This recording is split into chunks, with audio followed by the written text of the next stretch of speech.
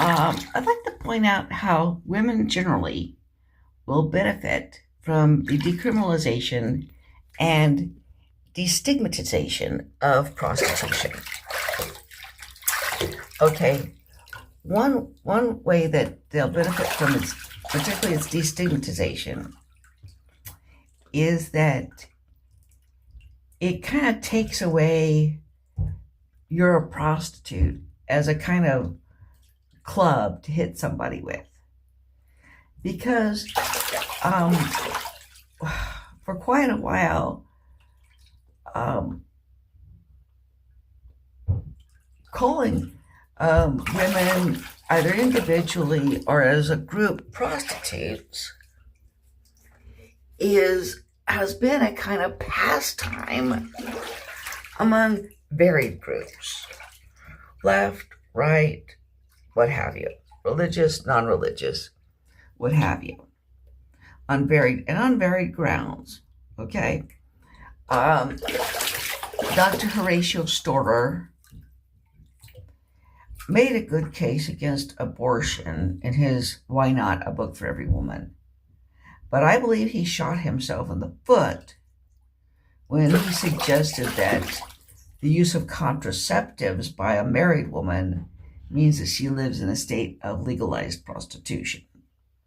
But you could almost predict somebody would say something like that because it's considered a good way to insult them.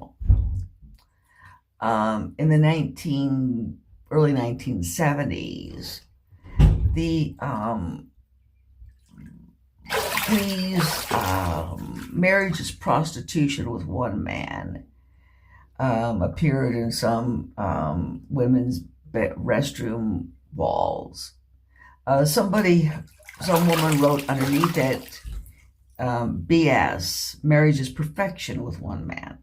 But anyway, people have called housewives prostitutes because they depend on a man with whom they have sex. People have called women in general prostitutes because, they tend to do that at one point or another in their lives. People call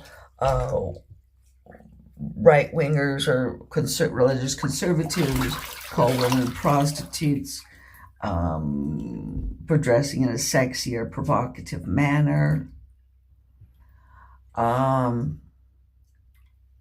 Esther Villar basically said every woman was a prostitute, or almost every woman, in her book, The Manipulated Man, which was a kind of bizarre, anti-tradition, anti-feminist work.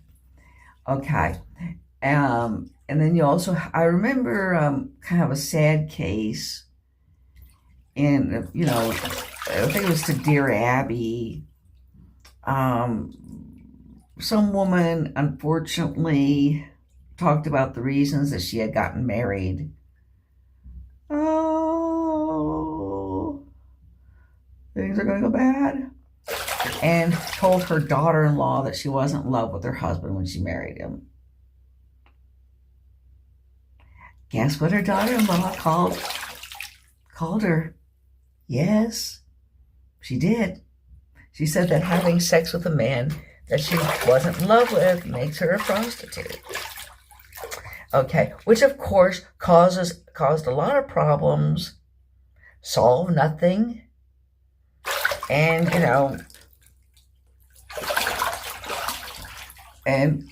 just all it did was cause problems. But anyway, it does kind of, if prostitution becomes decriminalized and destigmatized, it does take away a club to hit women over the head with. And they'll hit women over the head with it because they depend on men. They'll hit women over the head with it because they dress in a provocative manner, because they put sexy photos of themselves on the internet, whatever you don't like. Okay. Also, decriminalization of prostitution also means, this whole thing of loitering for the purposes of prostitution. I have read that a lot of the women who get picked up for that are not prostitutes. And they weren't standing around waiting for a customer. They just happened to be standing around, looking pretty and being female, or looking pretty in an area where prostitution took place, and they were Black or Hispanic, or they were transgendered, and that just tended to make the person, the cops think that they must be loitering for the purpose of prostitution, and so they get arrested and hassled over nothing. And again, let's, that takes a club away. So that's a good thing to do. Hope you like hearing